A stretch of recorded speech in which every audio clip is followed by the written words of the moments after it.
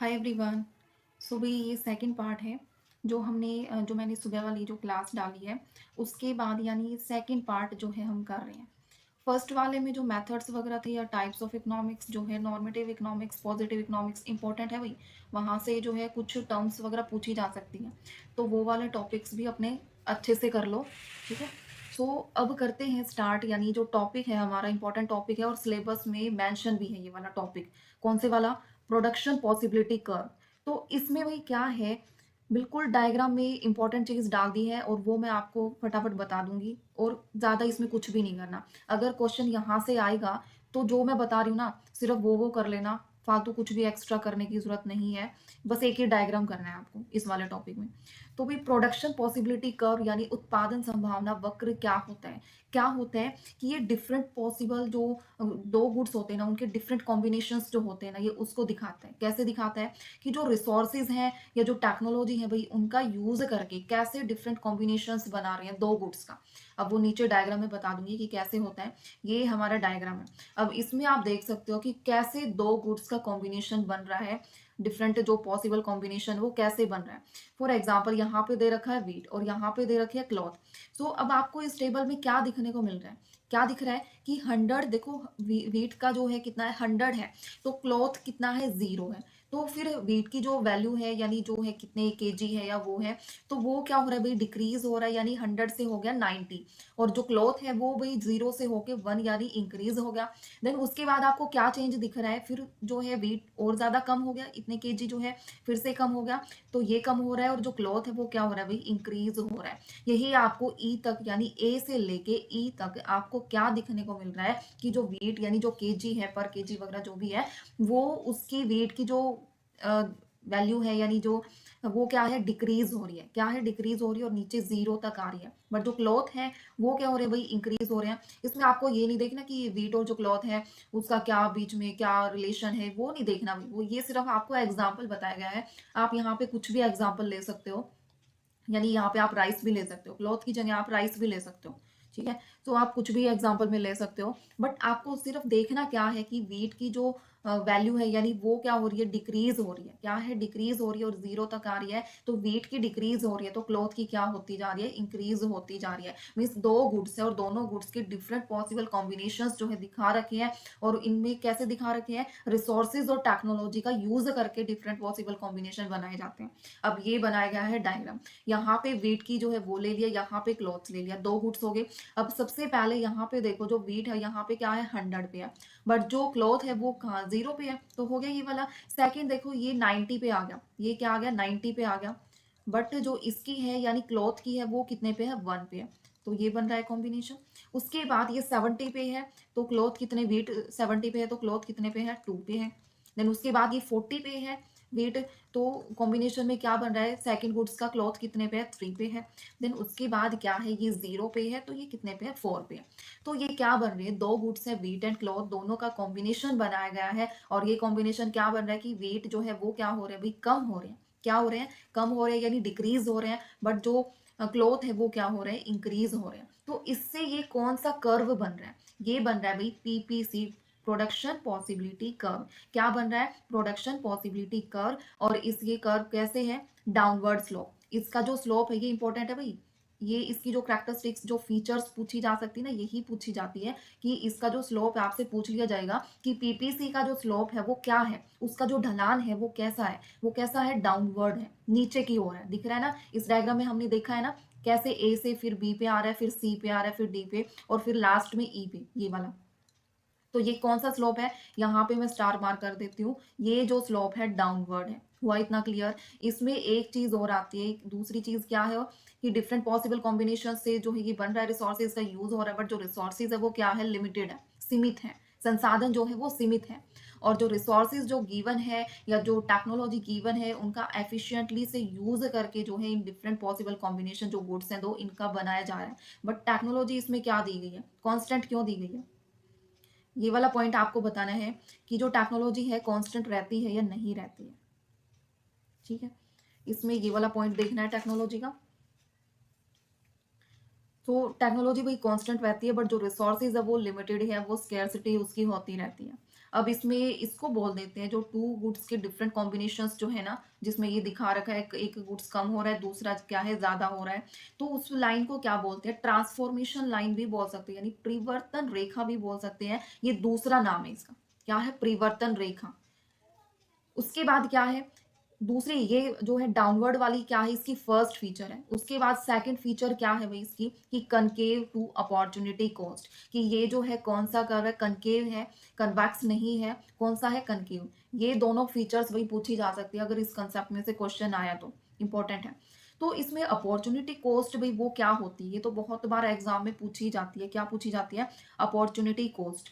तो opportunity cost जो है भाई वो क्या होती है, कि इसमें यानी कोई भी एक गुड्स है, एक गुड्स को अधिक बनाने के लिए दूसरे गुड्स का क्या करना पड़ता है भाई, सेक्रीफाइस करना पड़ता है। तो जो सेक्रीफाइस जो होता है ना, जो सेक्रीफाइस जो होता है वो होती है भाई अपॉर्चुनिटी कॉस्ट, यानी त्याग जिसका कर रहे हैं वो होती है अपॉर्चुनिटी कॉस्ट। अब आपके पास कार है, कार की जगह आप मूव करना चाहते हो कहाँ पे, बाइक पे, ठीक है। तो बाइक पे मूव कर रहे हो तो किसका सेक्रीफाइस कर रहे हो, आप कार का सेक्रीफाइस कर रहे हो। तो sacrifice of car equal to opportunity cost, यानी कार का त्याग कर रहे हैं वो किसके इक्वल है, वो अपॉर्चुनिटी कॉस्ट के इक्वल है। अब जैसे वीट है, ये क्लॉथ है, इसमें किस चीज का सेक्रीफाइस किया जा रहा है, वीट का सेक्रीफाइस किया जा रहा है क्लॉथ की वैल्यू को इंक्रीज करने के लिए। सो जिसका सेक्रीफाइस यानी वीट क्या है, इसमें अपॉर्चुनिटी कॉस्ट है, क्या है, अपॉर्चुनिटी कॉस्ट है, ठीक है। और इसमें जो है एक पॉइंट और है, हाँ यहाँ पे ये जो डायग्राम दिया गया है ना भाई, इसमें इनएफिशिएंट, अब इस डायग्राम में देखो यहाँ पे आपको क्या दिखने को मिल रहा है, ये जो पॉइंट है पी वाला, ये जो पी वाला पॉइंट है ये इनएफिशिएंट है, मीन्स इसमें कोई भी ज्यादा रिसोर्सेज का यूज नहीं हो रहा, इनएफिशिएंट है, ज्यादा इससे जो है गुड्स जो है नहीं बन पा रहे, इनएफिशिएंट है ये। दूसरा क्या है, अटेनेबल कॉम्बिनेशन है, यानी इसको जो है प्राप्त किया जाने वाला जो है ये संयोजन है, क्या है, इसको हम प्राप्त कर सकते हैं। और दूसरा क्या है, ये इनएफिशिएंट भी है। तो ये आपको याद रखना है कि इनसाइड वाला जो होगा, जो ये लाइन है, ट्रांसफॉर्मेशन जो लाइन है, इसके अंदर जो पॉइंट होगा, इनसाइड जो पॉइंट होगा वो क्या होगा, इनएफिशिएंट होगा और अटेनेबल कॉम्बिनेशन होगा। दूसरा क्या है, आउटसाइड, यानी इस लाइन से बाहर जो भी पॉइंट दे रखा है, ये एफ वाला पॉइंट दे रखा है, यानी नॉट पॉसिबल, क्या है ये, नॉट पॉसिबल और अनअटेनेबल कॉम्बिनेशन इसको बोला जा सकता है, ठीक है। क्या है, इसे प्राप्त नहीं किया जा सकता, क्या, ये अनअटेनेबल। और ये वाली जो लाइन पे जो बने हुए हैं ये एफिशिएंट है, सी ए बी डी, ये क्या है, लाइन के ऊपर जो पॉइंट होते हैं वो कौन से होते हैं, एफिशिएंट पॉइंट होते हैं। ये था भाई पूरा का पूरा कंसेप्ट। अब इसमें कुछ चीजें, हाँ इतना मैंने करवा दिया ना ये। अब इसमें कुछ चीजें आपको दिखेंगी कि जो ये पीपीसी कर्व है, अब ये यहाँ पे है, यहाँ पे है। अगर रिसोर्सेज इंक्रीज हो रहे हैं, क्या है, रिसोर्सेज इंक्रीज हो रहे हैं, मीन्स जो है आपके गुड्स में भी उसकी वैल्यू इंक्रीज होगी, तो रिसोर्सेज ज्यादा है तो क्या होगा, शिफ्टिंग होगी, रिसोर्सेज के इंक्रीज होने में, डिक्रीज होने में, इंक्रीज और डिक्रीज, ये होने में क्या होता है भाई, शिफ्टिंग होती है, क्या होता है, शिफ्टिंग। और रोटेशन कब होती है, रोटेशन कब होती है, जब टेक्नोलॉजी का यूज करके जो है एक गुड्स से दूसरी गुड्स को पे जो है एफिशिएंट ज्यादा होता है टेक्नोलॉजी के, मीन्स दो गुड्स हैं, दो गुड्स में से एक जो ये एक्स या वाई का अच्छा यूज हो रहा है, उससे ज्यादा एफिशिएंटली वे में गुड्स को प्रोड्यूस कर रहे हैं, तो वो क्या है, वो रोटेशन होता है, वो इसमें मैं बाद में बताऊंगी। बट इंक्रीज डिक्रीज की रिसोर्सेज की बात आ जाए तो उसमें क्या होता है, जो ये कर्व है ना ये शिफ्ट कर जाता है। अगर रिसोर्सेज अच्छे हैं, संसाधन बढ़ने पर जो है आप अच्छे से गुड्स प्रोड्यूस कर रहे हो, तो देखो यहाँ से जो ये कर्व है कहाँ शिफ्ट हो गया, राइट वर्ड, कहाँ हो गया, राइट वर्ड, लिख सकते हो आप यहाँ पे, कहाँ पे शिफ्ट हो गया, राइट वर्ड। और ये यहाँ पे ये कर्व है, बैकवर्ड शिफ्ट हो रहा है, रिसोर्सेज कम हो रहे हैं, मीन्स तो ये कहाँ की तरफ शिफ्ट हो रहा है, लेफ्ट, ठीक है, लेफ्ट वर्ड। तो ये था शिफ्टिंग वाला। उसके बाद रोटेशन में क्या है, ये देखो रोटेशन में ये वाई गुड्स आप यहाँ पे ले सकते हो या एक्स ले सकते हो। तो इसमें जो है एफिशिएंट टेक्नोलॉजी, एक्स गुड्स की ज्यादा एफिशिएंटली टेक्नोलॉजी का यूज किया जा रहा है, तो आपको खुला बंद कहाँ से रखना है, वाई की साइड से। और जिसका एफिशिएंट टेक्नोलॉजी गुड्स जो है ना वो एक्स के है, तो उसकी तरफ खुला रखना है, ये बस इतना याद रखो। अब इसमें एफिशिएंट टेक्नोलॉजी वाई गुड्स है, तो इसकी तरफ खुला रखना है, वाई की तरफ, और जो एक्स है उसकी तरफ क्या है, बंद रखना है। तो ये क्या होती है भाई, रोटेशन होती है। तो पीपीसी कर्व में आपको क्या दिखने को मिला, कि जो पीपीसी कर्व है उसमें रिसोर्सेज क्या है, लिमिटेड है, और उसमें जो है क्या करना पड़ता है, लिमिटेड है, एक गुड्स को बनाने, एक गुड्स को ज्यादा बनाने के लिए मोर ऑफ वन गुड्स, तो अगले का क्या करना पड़ता है, लेस ऑफ अनदर, दूसरे को क्या करना पड़ता है, लेस करना पड़ता है। तो ये था भाई पूरा पीपीसी का जो है कंसेप्ट था। ये कर लिया तो आपको पूरा का पूरा कंसेप्ट समझ में आ जाएगा, फालतू कुछ भी रीड नहीं करना, सिर्फ जो समझाया है इसको अच्छे से कर लेना, ठीक है। फिर भी आपको कुछ पॉइंट्स ना समझ में आए तो आप पूछ लेना बाद में, ठीक है। बाकी इसमें से कुछ ऐसा नहीं बचा है जो मैंने ना बताया हो। ये फीचर्स इसकी ध्यान में रखना कि डाउनवर्ड स्लोप होता है और कनकेव होता है। अब इस पे एमसीक्यूज देखो भाई, एमसीक्यूज कुछ आप खुद करोगे, यानी पीपीसी को डिमांड कर्व या स्प्लाई कर्व या कॉस्ट कर्व तो नहीं बोलेंगे, ट्रांसफॉर्मेशन लाइन बोला है ना ऊपर, तो ट्रांसफॉर्मेशन कर्व इसको बोल सकते हैं। उसके बाद जो शेप होती है पीपीसी कर्व की, कनकेव होती है due to law demand, law supply, increasing opportunity cost या डिक्रीजिंग कॉस्ट। क्या अपॉर्चुनिटी कॉस्ट एक का त्याग करना पड़ रहा है तब ये कनकेव कर्व बन रहा है, दूसरे का ज्यादा वो करने के लिए। तो ये है भाई, क्या है, इंक्रीजिंग अपॉर्चुनिटी कॉस्ट। अब नेक्स्ट क्या है क्वेश्चन, क्या हो सकता है इसमें, यहाँ पे देखो कि ये पॉइंट है इनसाइड द पीपीसी, इनसाइड ये पीपीसी हो गया, इसके इनसाइड जो मैंने पॉइंट बताया था वो एफिशिएंट, एफिशिएंट तो इस पे होता है, यहाँ पे होता है ना, ये वाले पॉइंट एफिशिएंट बताए थे।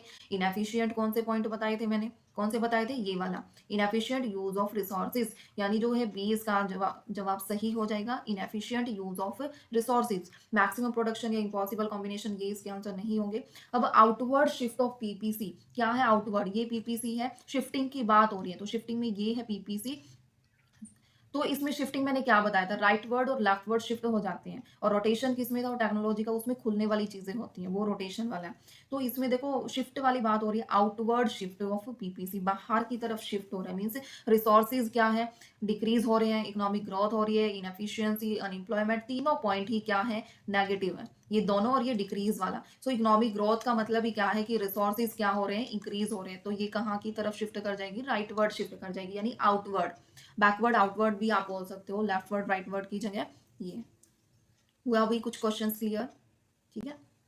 नेक्स्ट आप देख सकते हो, ये दोनों आप खुद कर लेना, एक ये थर्ड और सिक्स आप खुद करके देखना, ये मूवमेंट वाला है, क्या है, मूवमेंट वाला है, और ये point on the PPC represent, ये खुद करोगे।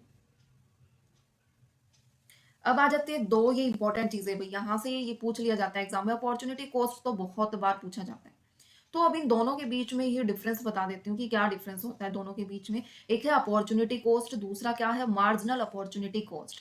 अपॉर्चुनिटी कॉस्ट क्या होता है कि क्या छोड़ते हैं, बट यू गिव अप, क्या आप गिव अप कर रहे हो, किस चीज का आप त्याग कर रहे हो, वो चीज क्या कहलाएगी, अपॉर्चुनिटी कॉस्ट कहलाएगी। और मार्जिनल अपॉर्चुनिटी कॉस्ट कौन सी होती है, यानी पर यूनिट या एडिशनल यूनिट जो होती है, एक चीज को ज्यादा इंक्रीज करने के लिए दो एडिशनल यूनिट का जो है वो आप कर रहे हो, वो क्या है, extra sacrifice of one goods, one unit goods का एक्स्ट्रा सेक्रीफाइस करने पे जब आप प्रोड्यूस कर रहे हो one more unit of another goods, वो क्या कहलाता है, मार्जिनल अपॉर्चुनिटी कॉस्ट।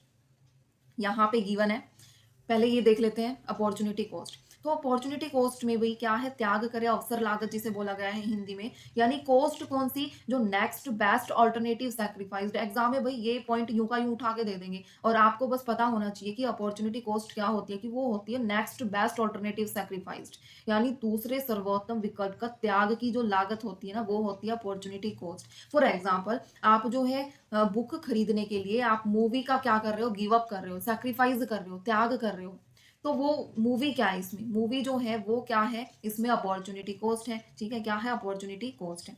अब उसके बाद क्या है इसमें, यानी जो total cost of choosing one things over another, वो क्या है, दूसरे पर त्याग करके वो वाली कॉस्ट क्या होगी, अपॉर्चुनिटी कॉस्ट होगी। जर्नल डिसीजन मेकिंग होता है, it is not per unit, it is a total, क्या होता है, कुल त्याग जो होता है ना, वो होता है अपॉर्चुनिटी कॉस्ट। अब बात कर लेते हैं मार्जिनल अपॉर्चुनिटी कॉस्ट में।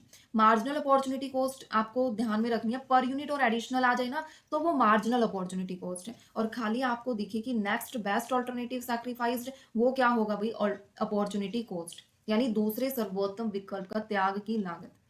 तो मार्जिनल अपॉर्चुनिटी कॉस्ट में क्या है कि एक जो है, एक गुड्स की, यानी extra sacrifice of one unit good, एक इकाई वस्तु का अतिरिक्त त्याग, तो उससे क्या होता है, प्रोड्यूस किया जाता है one more unit of another goods. Example देख लो आप यहाँ पे, एक कार है भाई, एक कार से दो कार करनी है, दो कार करनी है तो आपको सैक्रिफाइस करना पड़ेगा दो बाइक का, तो जो त्याग कर रहे हैं, दो बाइक का त्याग जो कर रहे हैं, वो मार्जिनल अपॉर्चुनिटी कॉस्ट है। और इसका फॉर्मूला क्या हो जाएगा कि इसमें लॉस ऑफ आउटपुट जितना हो रहा है और गेन ऑफ आउटपुट, अब इसमें गेन कितने का हो रहा है, गेन हो रहा है कितने का, इसमें 1 का, 1 का तो गेन हो रहा है, और जो लॉस हो रहा है 2 बाइक का लॉस हो रहा है ये, तो ये क्या है भाई, मार्जिनल अपॉर्चुनिटी कॉस्ट। हुआ क्लियर, दोनों में डिफरेंस क्लियर हुआ, इंपॉर्टेंट है तभी डिफरेंस करवाया मैंने दोनों के बीच में। तो अब इसमें क्या है, extra cost of producing 1 more unit, वो क्या है, marginal opportunity cost. And per unit और एडिशनल यूनिट जो है वो कहलाएगी एक्स्ट्रा सैक्रिफाइस पर यूनिट, वो कहलाएगी। इंपॉर्टेंट पॉइंट्स ये डाल दिए हैं, ये ध्यान में रख लेना।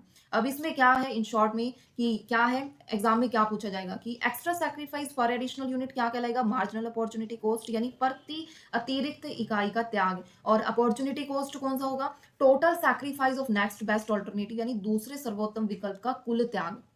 दोनों में एग्जाम्पल भी मैंने बता दिए हैं, अच्छे से समझ आ भी दिया है।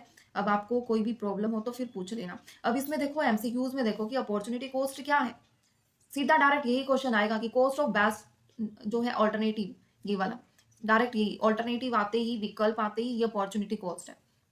मार्जिनल अपॉर्चुनिटी कॉस्ट का फॉर्मूला क्या हो जाएगा, क्या हो जाएगा कि चेंज जो है वाई में चेंज अपॉन एक्स में चेंज जो है क्या कहलाएगा, क्या कहलाएगा भाई, मार्जिनल अपॉर्चुनिटी कॉस्ट। यानी लॉस ऊपर आएगा और गेन नीचे आएगा, ठीक है, लॉस और गेन। उसके बाद नेक्स्ट क्वेश्चन, इसमें देखो अपॉर्चुनिटी कॉस्ट, अपॉर्चुनिटी कॉस्ट वही है टोटल सैक्रिफाइस। अब ये वाला देखो भाई, इसमें जो रहता है वो आप खुद करोगे, एक बार खुद सारे तो करने हैं ही, ताकि आपकी जो है रिवीजन भी हो जाए। सिक्स्थ वाला क्वेश्चन देखो भाई, इनमें से which of the following is true, यानी opportunity cost is per unit cost होती है या नहीं, per unit cost. Marginal opportunity cost is total cost, या opportunity cost is total sacrifice, या marginal opportunity cost is fixed. क्या होगा भाई इसमें, देखो फिक्स तो नहीं होती बिल्कुल, क्योंकि जो है कितना सेक्रीफाइस कर रहे हैं, कितना क्या कर रहे हैं, ये फिक्स नहीं होती, तो ये पॉइंट गलत है। उसके बाद अपॉर्चुनिटी कॉस्ट पर यूनिट नहीं होती, पर यूनिट नहीं होती, एडिशनल यूनिट वो मार्जिनल अपॉर्चुनिटी कॉस्ट जो है वो होती है। सो marginal opportunity cost is total cost, नहीं टोटल कॉस्ट तो नहीं होती, टोटल तो वो होती है अपॉर्चुनिटी कॉस्ट। फिर उसके बाद क्या है, क्या बचा हमारे पास, सी वाला ऑप्शन, यानी अपॉर्चुनिटी कॉस्ट क्या है, वो टोटल सैक्रिफाइसिंग, कुल त्याग कितना है वो क्या है, अपॉर्चुनिटी कॉस्ट है। तो सी क्या हो जाएगा, सही हो जाएगा। भाई ये कंसेप्ट जो है, जितने भी कंसेप्ट मैंने आज दोनों जो क्लास डाली हैं, पीपीसी कर्व हुआ, अपॉर्चुनिटी कॉस्ट हुआ, मार्जिनल अपॉर्चुनिटी कॉस्ट हुआ, नॉर्मेटिव वगैरह वाले, पॉजिटिव, ये सारे जो भी करवाए हैं ना, टाइप्स वगैरह करवाए हैं, इंडक्टिव डिडक्टिव मेथड, ये सारा कुछ इंपॉर्टेंट है, आपको बिल्कुल ध्यान से समझनी है। कोई भी डाउट आता है तो पूछ लेना, ये एमसीक्यूज खुद करके देख लेना। और लास्ट में इंपॉर्टेंट एमसीक्यूज जो है, पीवाईक्यूज लगा सकते हो, इंपॉर्टेंट एमसीक्यूज जो बुक्स के अंदर है वो वाले मैं डाल दूंगी, ठीक है, वो आप खुद करके देखना फिर कितना क्या आपको क्लियर हो रही हैं चीज़ें, ठीक है। तो करते हुए सेशन का एंड, और बताना कि कैसे आपको इन डायग्राम वे में चीज़ें और अच्छे से क्लियर हो रही है, या कितना टाइम सेव आपका हो रहा है, तो आपको अपना रिव्यू देना इस चीज़ का, ठीक है। तो करते हैं वही सेशन का एंड।